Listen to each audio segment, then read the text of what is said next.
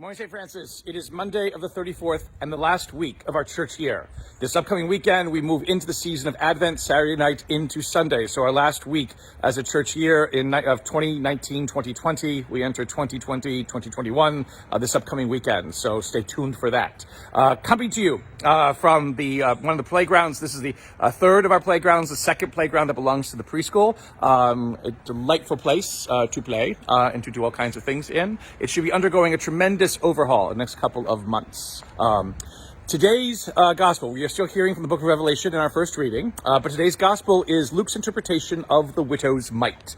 Again, a narrative that is always held up as a sign of the unbridled generosity that we as human beings can show to one another. A widow gives everything that she has, as Jesus says, her whole livelihood into the temple treasury. And that act of trust, that act of generosity on part of the widow is used against those who are wealthy, who are distributing into the temple treasury just a little bit of their wealth, so they can still remain comfortable. Jesus praises this widow for giving the 2 small coins, everything that she had to live on, into the temple treasury. What is problematic about this gospel is that what then happens to that widow? It never is said. Does Jesus go after her? Does Jesus bless her? Does Jesus give her more money? Does she die? Again, she gives everything that she has, and Jesus says, isn't that wonderful and great? And life goes on. No, that's not what this gospel is about, because the gospel is not about giving everything that you have so that you die. The gospel is about noticing things. Jesus mentions this, not just to himself, and it seems maybe not just to the apostles. Again, Jesus is in the temple precinct preaching, so there are people around him.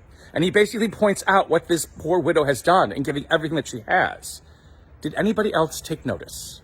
Did anybody else then reach out to be able to offer this woman, this poor widow, the support and the resources that she needed to continue to live? That is the question, and that's where this narrative basically speaks to us in this time and age.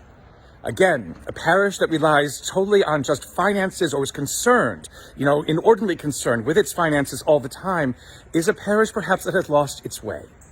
To be able to support each other, to be able to do what it is that we are called to do as a community of faith, to be able to respond with the needs and resources that we need to respond with, is what God is asking us to do. Not necessarily to break our backs, to break the bank, to do all kinds of things, but to care for what it is that we have, know how good it is, and the benefit that it provides. For us as a parish, it is our schools. It is our community. It is our social service work. It is the care that we show one another. It is our formation. It is all those things tied in together that need our help, that need our concern, that need what we can give to it. But it's a work that happens because of all of us together. It is not a work of one of us individually. That understanding of need for one another, that understanding of care and concern for one another, is one of the great hallmarks of what makes us believers in this world.